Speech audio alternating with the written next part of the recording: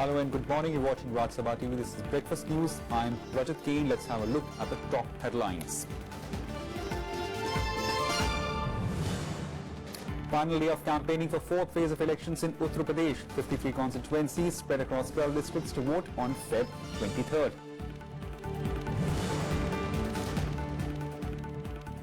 Madras High Court to hear DMK's petition against trust vote in Tamil Nadu Assembly. Party to move no confidence motion against Speaker.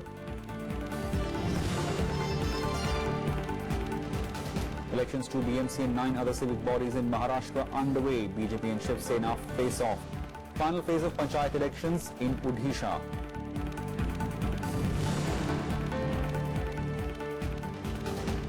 India and Rwanda signed 3 MoUs in field of innovation, aviation and visa requirements.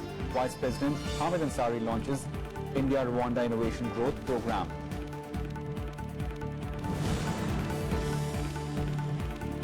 And Russia's ambassador to United Nations Vitaly Churkin dies all of a sudden at work. Russian President Vladimir Putin grieves sudden demise.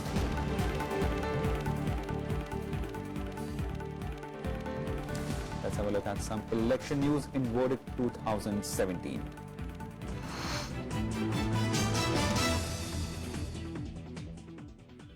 Campaigning for the fourth phase of Uttar Pradesh Assembly polls will come to an end today. 53 constituencies in 12 districts of Bundelkhand region will go to polls on Feb 23rd.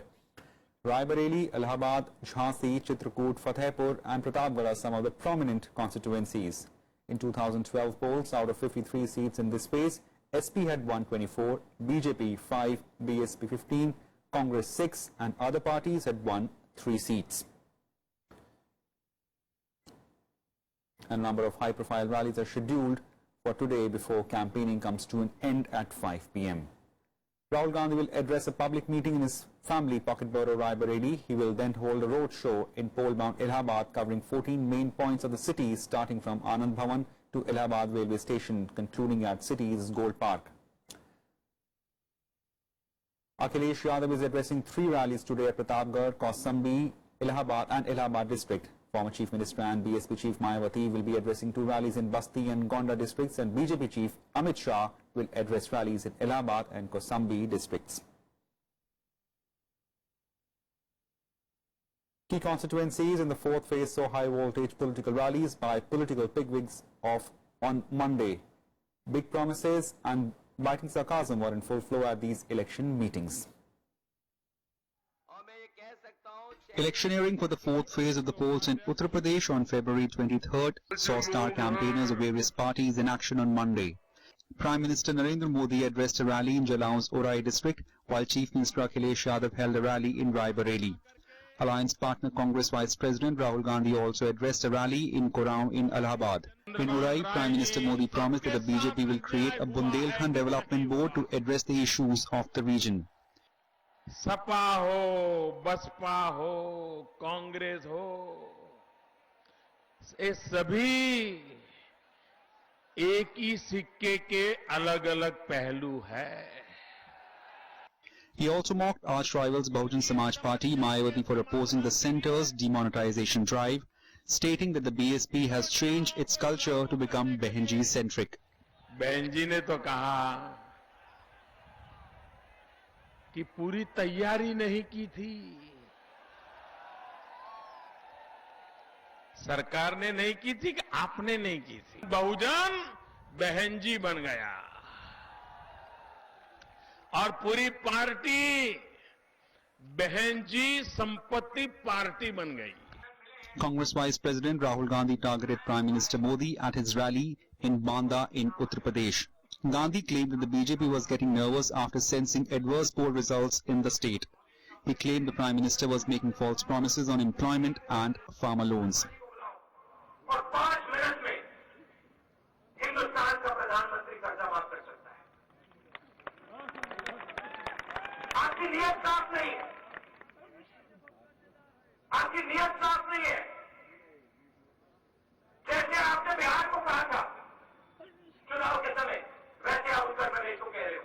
Addressing rallies in Amethi and Raebareli, Uttar Pradesh Chief Minister Akhilesh Yadav said the Prime Minister should speak the truth about development work in the state.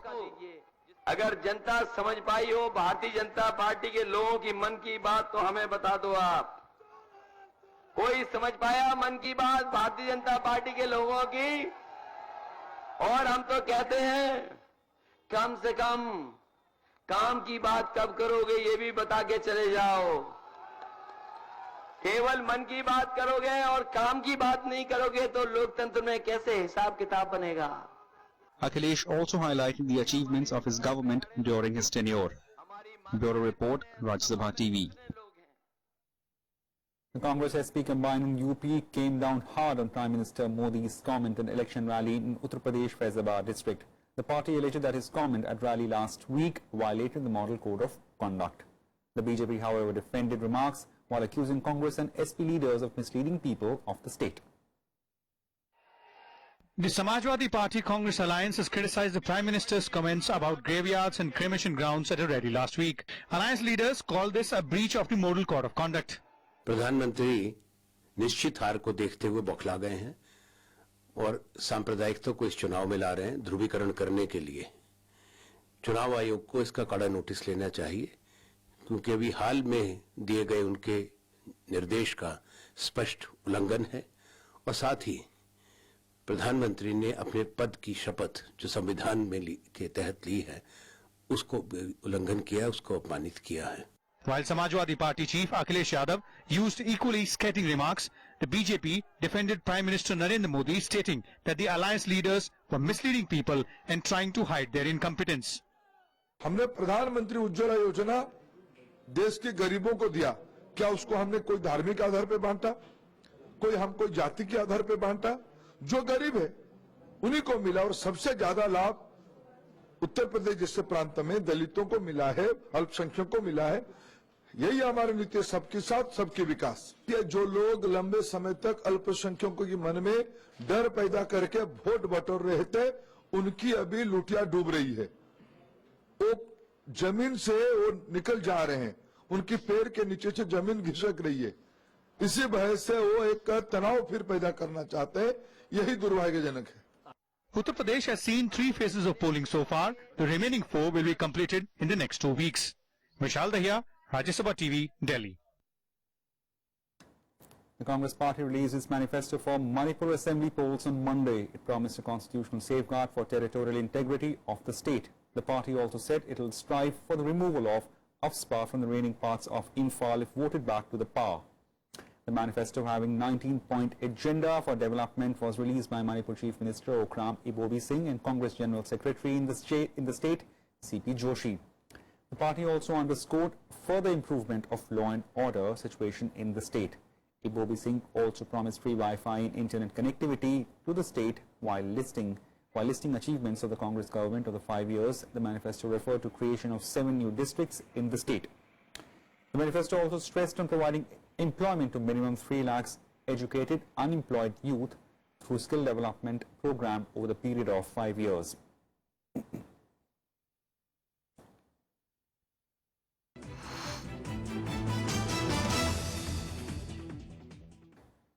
Now, elections for Brihan Mumbai Municipal Corporation or the BMC and 9 other civic bodies in Maharashtra are underway. The electoral fight is considered to be a direct BJP and Shiv Sena. Also, after the bitter acrimony between BJP and Shiv Sena, recently they are fighting civic polls separately for the first time in over 2 decades. Apart from 10 civic bodies, the second phase of the polling for 11 Zilla Parishads and 118 Panchayat Samitis are also being conducted. Over 1.95 crore voters across the state are entitled to exercise their franchise to choose representatives for 10 city corporations, while over 1.80 crore people can cast their votes in the Zilla Parishad and Panchayat Samiti polls. Meanwhile, the Mumbai police has thrown a tight security cover across the city for smooth conduct of the elections. Tight security arrangements are also in place for today's 5th and final phase of polling for the 3-tier Panchayat elections in 26 districts, including Maoist-hit areas of Odisha. In this phase, polling would be held for 1,173 Sarpanch, 16,148 Samiti members and 150 Zilla Parishad members. Nearly 44 lakh voters would exercise their franchise in this round. The Director General of Police of Odisha has asked all district collectors and superintendents of police to ensure free and fair elections. Special security arrangements have been made in Raigada, Bolangir and Nopara districts where Maoists have asked people to boycott the polling. Time for a very short break. More on the other side.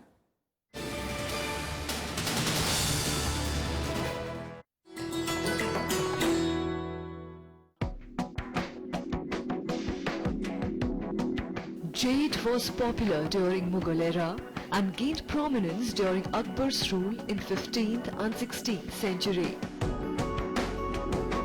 It came all the way from Iran and Central Asia in attractive colors. The royalty had a unique use for it. Since jade changed color when it came in contact with arsenic, they started utensils like plates, jars, bowls and even hookah with it, and thereby avoided getting poisoned by rivals.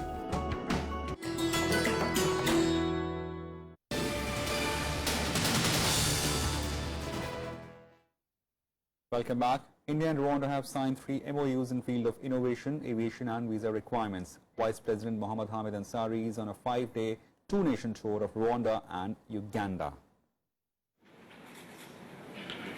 India and Rwanda signing 3 MoUs after delegation-level talks between the two sides. The agreements are in the field of innovation, aviation sector and visa requirements. In innovation, the two countries will set up an entrepreneurship development center in the Rwandan capital Kigali, while in aviation, Rwanda Air will start services to India in the coming months. Both countries will mutually exempt visa requirements of diplomatic and official passport holders as well. Our bilateral relations are marked by cordiality, convergence of views and cooperation on major international issues. Bilateral trade and investment have shown a healthy rise.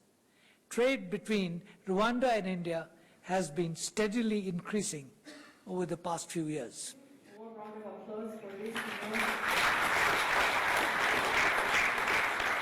On the occasion, Rwanda's Prime Minister Anastase Murekezi said the 3 MoUs will boost economic and business ties. Vice President Ansari underlined the growth prospects in Rwanda. Rwanda today, ladies and gentlemen, offers a range of prospects to foreign investors, including in renewable energy, infrastructure, agriculture, mining, tourism, and information and communication technology. The spectacular growth story of Rwanda is a result of its prudence and vision of Rwandan leadership, represents the dynamism and opportunities of the African continent. The Vice President also launched the India-Rwanda Innovation Growth Program. The pilot project aims to boost ties in areas of science and technology.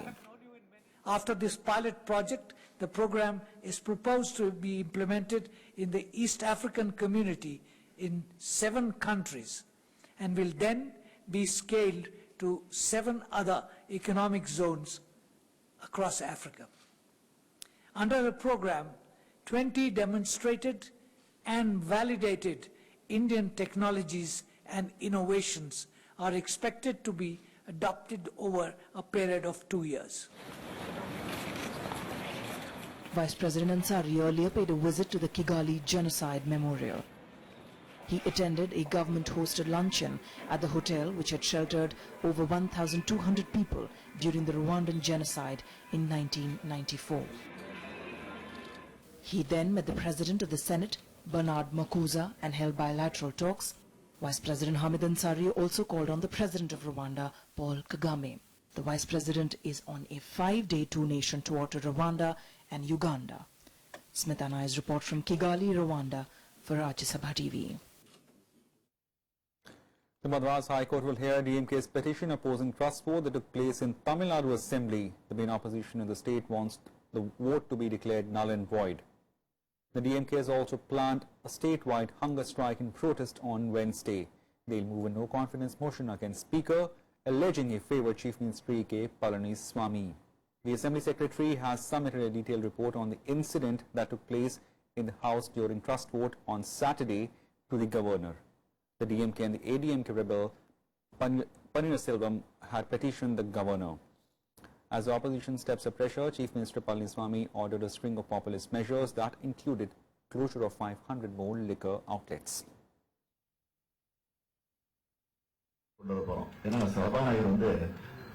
தான் சார்ந்திருக்கக்கூடிய சமுதாயத்தை சொல்லி அது மூலமா எங்களை பழி வாங்கணும், எங்க மேல ஒரு கலங்கத்தை ஏற்படுத்தணும் திட்டமிட்டு செய்யற காரியத்தை பார்க்கறப்போ எங்களுக்கு ரொம்ப வேதனையா இருக்கு. ஆக அப்படிப்பட்ட நிலையில ஒரு சபாநாயகர் இருக்கிறார். அது ஒழிக்கப்பட வேண்டிய விஷயம் எங்களை பொறுத்த வரைக்கும், நம்ம தமிழ்நாட்டை பொறுத்த வரைக்கும்.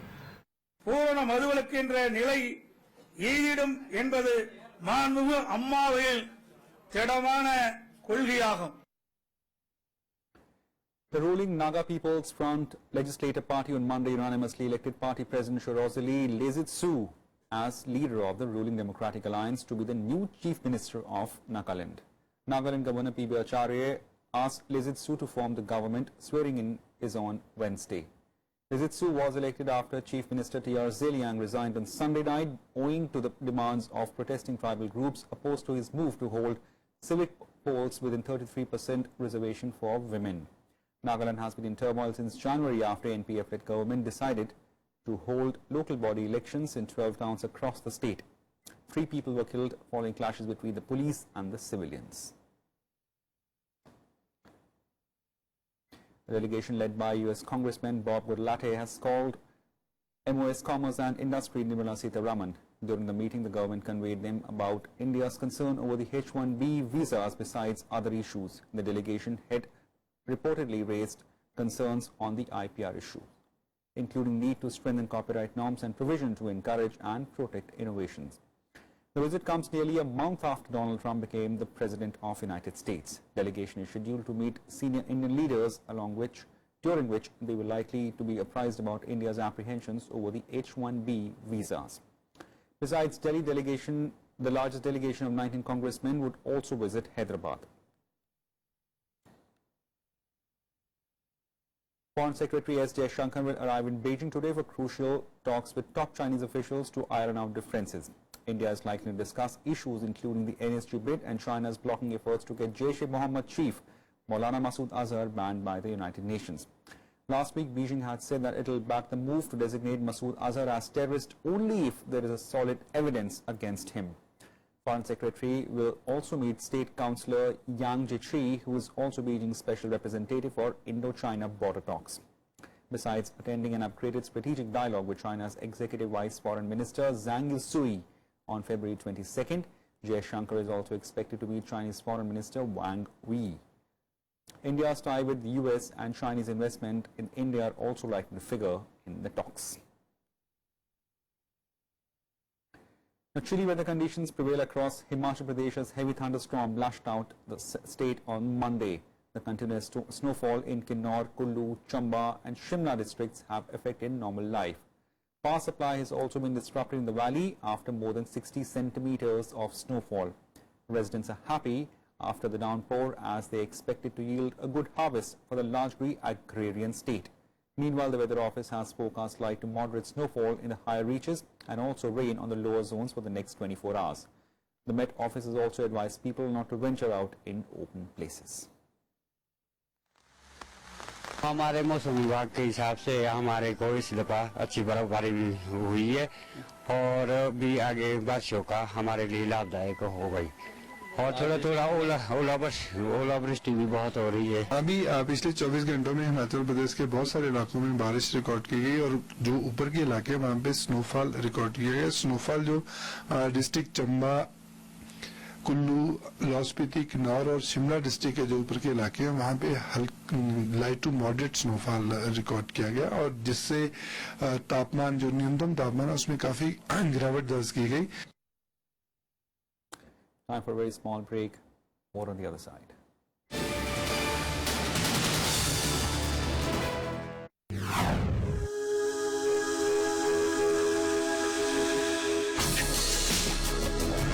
Tales that inspire. Stories of social change. salute to diversity, promoting public discourse, events that motivate, inspiring the innovative spirit. Watch Rajya Sabha television documentaries.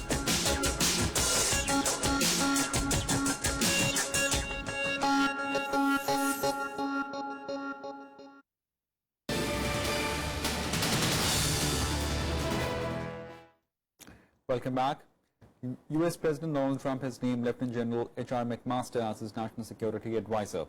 He'll replace Lieutenant General Michael Flynn, who was fired just after 3 weeks and 3 days in the job. Flynn was alleged to have discussed US sanctions with Russia ambassador in the calls before his own appointment. H.R. McMaster is currently Lieutenant General in the US Army. He served in Iraq and Afghanistan. Time magazine named him as one of the 100 most influential people in the world in 2014, saying he might be 21st century's Army preeminent warrior thinker. The National Security Advisor is an independent aide to President and doesn't require confirmation by the US Senate. Trump's first choice, retired Vice Admiral Robert Howard, had turned down the role, citing personal reasons. That General H.R. McMaster will become the National Security Advisor. He's a man of tremendous talent and tremendous experience. I watched and read a lot over the last 2 days. He is highly respected by everybody in the military, and we're very honored to have him. Mr. President, thank you very much. I'd just like to say what a privilege it is to be able to continue serving our nation. I'm grateful to you for that opportunity, and I look forward to joining the national security team and doing everything I can to advance and protect the interests of the American people. Russia's permanent ambassador to United Nations, Vitaly Churkin, has died in New York on Monday. The Russian permanent mission in the state said Churkin was in his office fulfilling his duties when the tragedy occurred suddenly. The Russian mission further added that Churkin has dedicated most of his life to diplomatic service, standing for his country's interest. He had been permanent representative of Russia to the United Nations since 2006. Russian President Vladimir Putin grieves the sudden demise.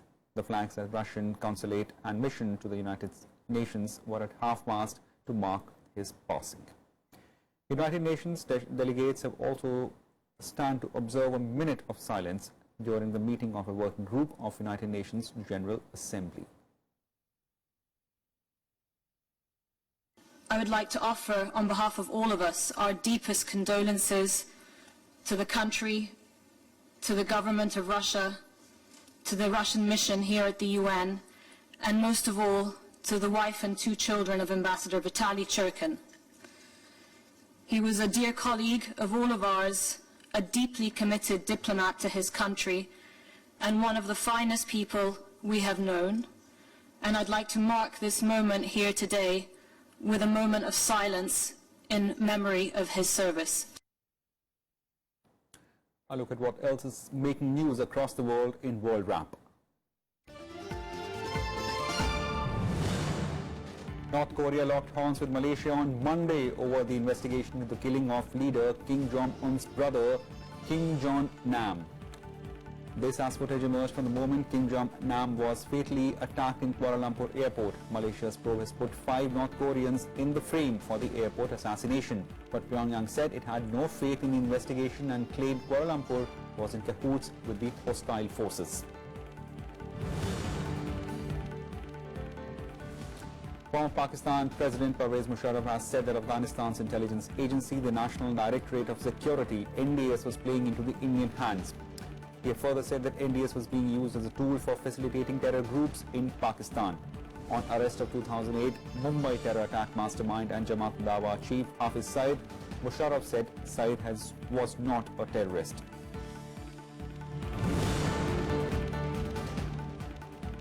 Iraqi government forces have moved closer to the southern outskirts of western Mosul on second day of fresh offensive against Islamic State. Iraqi forces have entered the outlying village of Abu Saif, which overlooks Mosul. However, fresh push into 4-month-old operation to retake Mosul has sparked fears for close to 750,000 people trapped here. The eastern part of Mosul was liberated from IS fighters last month after heavy fighting.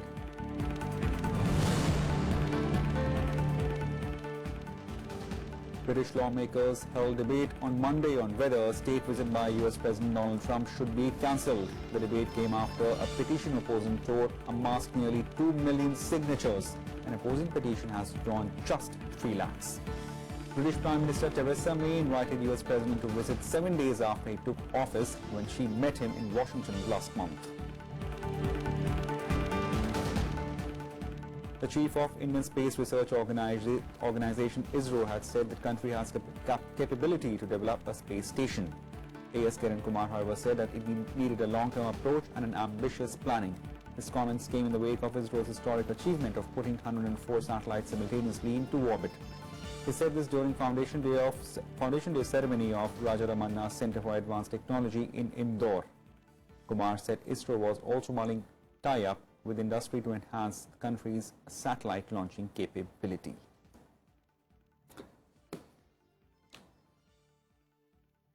That's it for now. Keep watching Rajya Sabha TV. Thank you.